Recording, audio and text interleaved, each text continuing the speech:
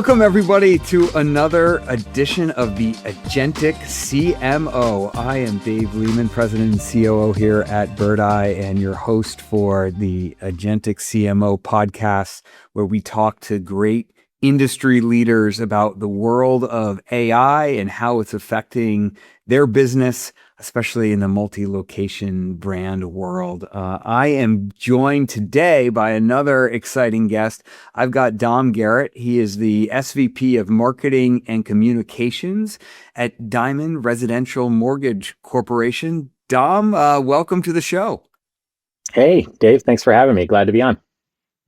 Would love to start with just sort of your background. I know you've been at Diamond Residential Mortgage Corporation for a little over 4 years, but you also have a great, interesting background in agency work, running your own podcasts and the rest. But would you mind setting the stage that way?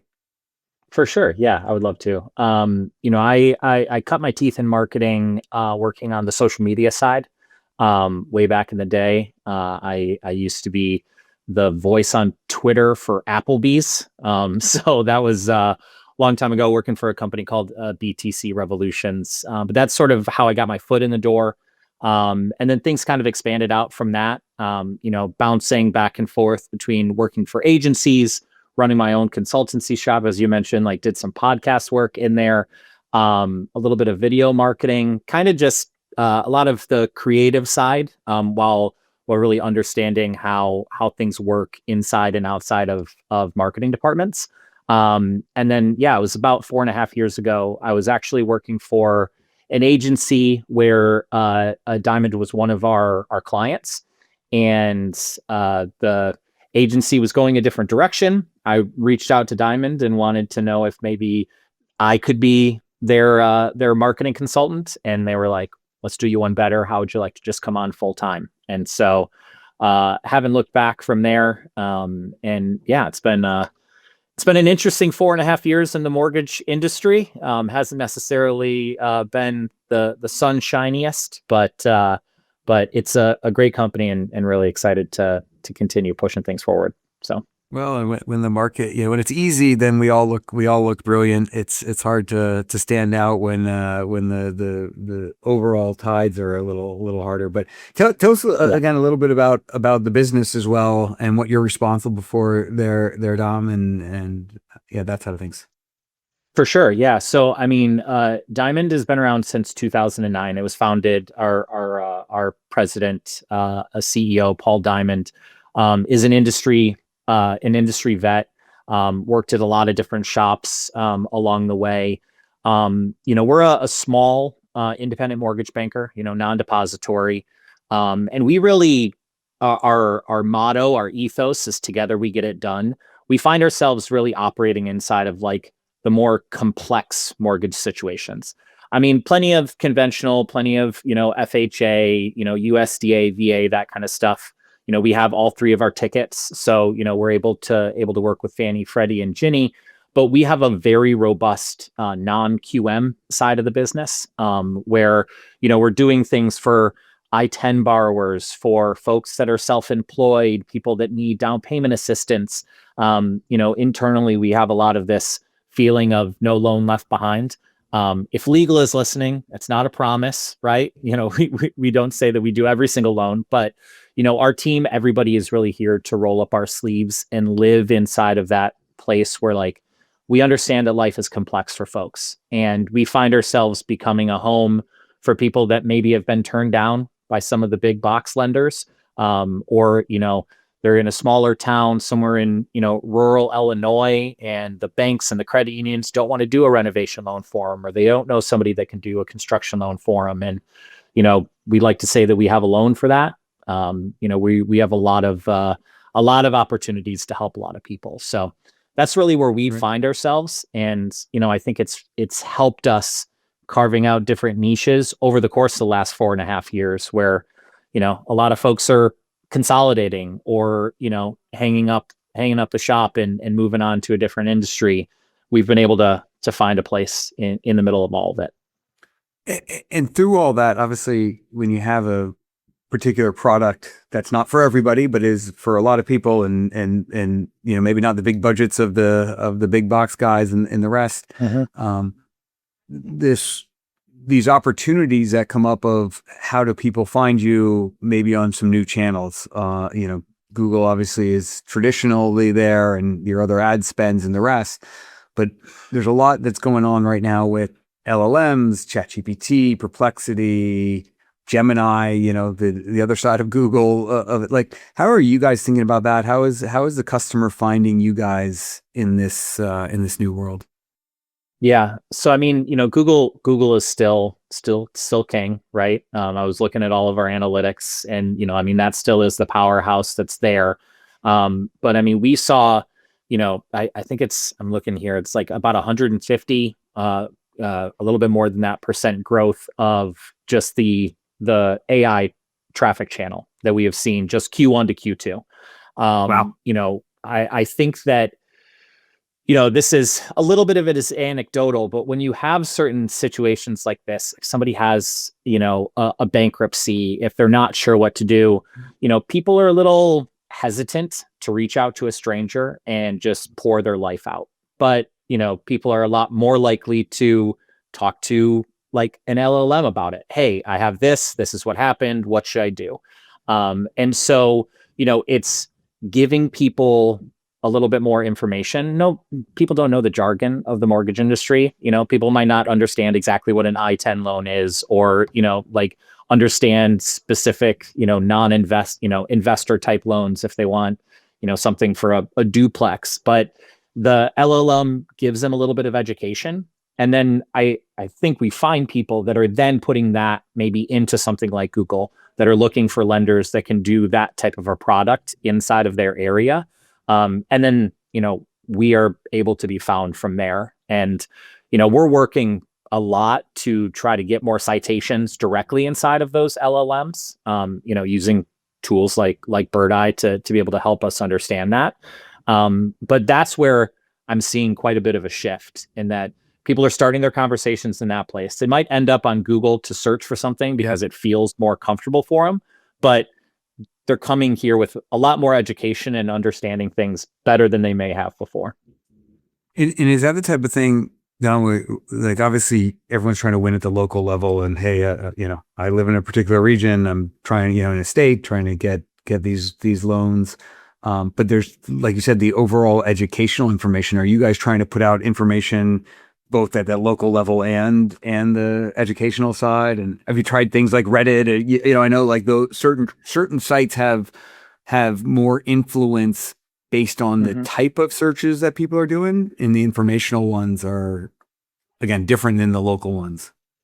Yeah, certainly. I mean, it's definitely a multi-pronged approach. We're really interesting in how we run our business, in that, we have 15 or so physical branches that we have around. But, the way that we consider it is like each one of our loan officers, is essentially their own branch. And so on the local level, we actually have Google My Business profiles for every single one of them, right? We don't just try to put everybody underneath the brand.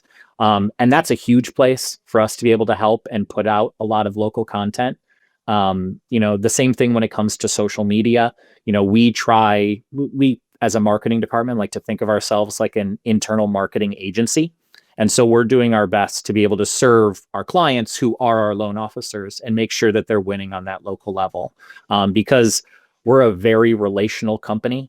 We understand that the onlyness that we have are the people, are our loan officers. There's certain things that only they're going to be able to do. Right.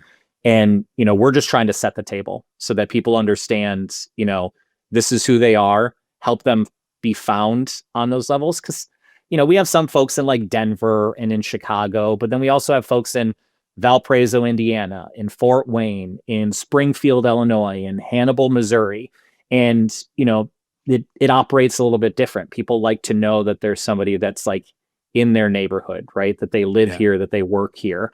And so it's an interesting balance of trying to do that. But we found that like Google My Business has been pretty successful, and, being able to like manage that at scale has been really good for our organization. Putting out content for that, and then just understanding, listening to insights of what people are searching, especially on a local level through these LLMs, and use that to help, drive what content is working in certain places. Yeah. People are saying how critical the trust signals are, even more so on these LLMs. Obviously, trust is a big thing, as you're saying. It's a very relationship business, and people want to see that that those trust signals are there. But these LLMs are picking up on those reviews, social comments as well. Oh, 100%. Yeah. And we understand that is, like I said, it's what makes us special. If somebody is very attuned to rate and rate alone, and that's when they're looking at, we might not always be able to win that business. But we found that the niche is there for the people aspect of it, and we just do our best to try to highlight that and bring it to the surface, at scale. Because we're a small marketing team. So it's not like we have, an account manager for every single branch. Right. We're trying to do it for 40, 50, 60 people at a time. It's helpful to have tools that can, break that down for us. Well, let's dive into that now. Because like you said, most multi-location brands, whether it's in mortgage or healthcare or, property management, like they don't have the huge teams. So, for you trying to be that internal agency for your brokers, like how do you guys scale? Like how are you guys using AI internally to make sure you can act like a big team and get everybody what they need?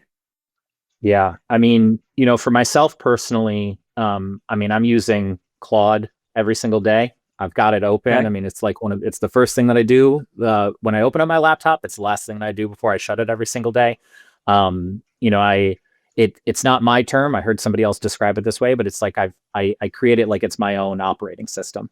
And so, having it. What kind of thing? What kind of thing? Yeah. What are you doing with it? I like that people want to everyone's saying, oh, I'm testing Claude. I'm playing with it. But like, what do you got it doing for you? For sure. Every single call that I have, everybody has these note takers that are there, and might not go back and review it all. But like, I'm looking through every single one of the transcripts, all the transcripts from our calls with our loan officers, with our leadership, with our internal marketing team. All of that is funneling into the same project. It's connecting into my Outlook. It's connecting into Asana, which we use for task management. And so, it's scraping all of that to make sure that, it's essentially operating like an assistant that is like, hey, these are the tasks that you have to do, X, Y, and Z. It's blocking off time in my calendar that I've told it specifically to block off so I can, make sure that I'm accomplishing those tasks and following up with our team to make sure that they're doing those things. That alone has been absolutely huge and has saved me. So you don't have an agent working for you. You're working for an agent. It sounds like it tells you what to do, when to do it. And it's like, please tell me. It's like, it hears me promise something on a call. It's like, hey, Dom, you have to follow up with this. And I'm like, yeah, okay. Yep. I'm the one that said it. And then, it obviously helps, and there's ways to be able to do it for like content creation, right? Especially internally, there's a lot of information that we get, and a lot of it is very dense. It's very, filled with jargon. Like, we just launched a new national DPA program, so down payment assistance. And the information that you get from this, it's, filled with, FICO this and LTV that, and you could give it to a loan officer, but they're super busy and they don't want to have to read through all of it. So I can take all of this, truncate it down, create a one sheet that we could distribute internally that has some talking points. And, it's just providing another tool to our loan officers for them to be able to use it. And, it's not perfect. It requires us to be able to go through and to look and to edit before we're sending things out, especially customer focusing things. But, it provides just a lot of that, that initial work that gets done. And then, from outside of just what we're using with Claude, every single tool, we're not bringing on new marketing tools, and we're not investing in marketing tools that don't have an AI layer that is a part of it. And, it's not just enough to have an AI layer, but it's like, how can this agent talk to this agent? How can the data that's flowing from one place to another in and out of our CRM? We just went through a massive CRM switch. And a lot of it is because, what we needed these tools that were a part of that product to be able to help us understand the data and act on it, provide our loan officers with tools so that, again, they could just focus on talking to customers and not like combing through their database or understanding, what signal means what, that we could surface these reports and give them, bullet points of what they need to know. So, I mean, it's wild. I remember testing stuff with ChatGPT like 2 years ago in our corporate office, and we were like joking around about how we could write a Grateful Dead style song about something that our CEO just recently talked about. And now I'm like, oh, I feel like a marketing engineer, and I'm writing code and I'm doing all of this stuff and creating all of these widgets and calculators and tools. It's like it's 100% of my job now. It sounds like you get pretty hands-on with this stuff. I'm like, how do you decide when to use an off-the-shelf or obviously a product better have AI these days and be open, like you said, but when do you choose to use a tool like that versus going to one of the, foundational models yourself and spending the time there? Yeah, I mean, buy versus build, right? It's something that we're back to that, I guess, is simply, but yeah. I mean, it kind of is, and it's interesting. It was one of the conversations that we had when we thought about changing our upgrading our CRM. It's like, do we go with something like a HubSpot or Salesforce and try to make it custom, or do we end up getting something that is a little bit more tailored to our industry? When it comes to like AI, I almost always start myself. Where Okay. Claude and ChatGPT, all of it is so easy for me to be able to essentially like build an MVP where, I use it as a thought partner. I guess really what it is a thought partner off the jump, where I'm like, this is what I want to do. This is what I'm thinking about doing. I'm like, I ask Claude, like, do you have any skills? Is there anything that anybody else has already been able to build with this? And I use it as research. And then I try to work something up for myself. I see if it works. I see how much it can scale. I see what the token usage is going to be like. My favorite to add to the prompt is like, and ask me questions that you don't know. Like stop making things up, but you have to like explicitly say that I am here to answer questions before you start processing for a long amount of time and burning through a lot of tokens with missing information. Yeah, right. Like I'm on Fable. I need to also use this for other stuff later. Like let's calm it down a little bit. But it is a lot of that where I'm like using it as an exercise. I'm like thinking about things. I find myself like doing it like after work hours typically, where it's like, maybe I have like a glass of wine or I've got a beer and I'm sort of sitting down. I'm like, all right, let's just try to figure this out. Just like, I'm just, shooting the breeze with somebody else. And then, for me, it's always, I understand that any sort of a buying decision is going to take time, right? Like if it's a low thing, yes, there's certain budgets that we can work within that it doesn't take a long process. I have a call with our CEO. He's like, yeah, go ahead, green light. But like a lot of this stuff that has overall business implications, which is interesting because it's like, it never feels like it just stays in marketing. It always feels like now it's just like, we're thinking about it from a holistic business perspective. And that's going to take a lot of stakeholders. We need to, bring the board into it. And, you're 3-4 weeks away from making a decision. So I try to build it myself first. I try to make sure that it is valuable and that it can drive value. Test it in one specific lane to see if it works, and then present that to leadership where it's like, hey, here's this. We can continue to try to build it. Here's roughly what it's going to take for us to actually scale this out. And here's the worries that we have versus here's something that is compliance vetted that somebody else has done that we can then, be able to tack on. And, you can get away with a lot without having to get a bunch of stakeholders that are 100% involved in making a giant buying decision. And it's pretty nice that way. It's such a, but then eventually eventually, once you get that idea sort of solidified out there, again, when do you say, okay, that's good enough, or hey, I need to go to a partner to that pulls it all together? Yeah, I mean, I think a lot of it, what it comes down to is time, where it's like, this is, this is what it would take for me to be able to continue to do this. And, we need to move on to something else. I've been, it's an interesting, sort of calculus that I have. I mean, I'm lucky in my role in that I have a really good open relationship with our CEO, and he understands where things are going. He might, and this is leadership anywhere, right? Like you can't know absolutely everything and get your arms around everything, or you have to trust the people that you're working with to be able to understand those things. And it's like, hey, let's have an honest conversation. This is what my day would look like. This is what my month would look like if we continue to just try to have all of this in house. And this is what this can unlock. And finding the right partners, finding the right tools to help you unlock that, so that you can move and scale a lot faster. Especially for our business, it's huge, because I don't think that there's a ton of IMBs that are our size that are able to do that. At least there haven't been historically. And so it allows for us to really carve a corner out for ourselves, right? We're not going to be Rocket, right? That's not a goal of ours, is to grow to be that large of a company. But there is a space for us in the market, and these tools allow for us to adapt rather than, not. Great.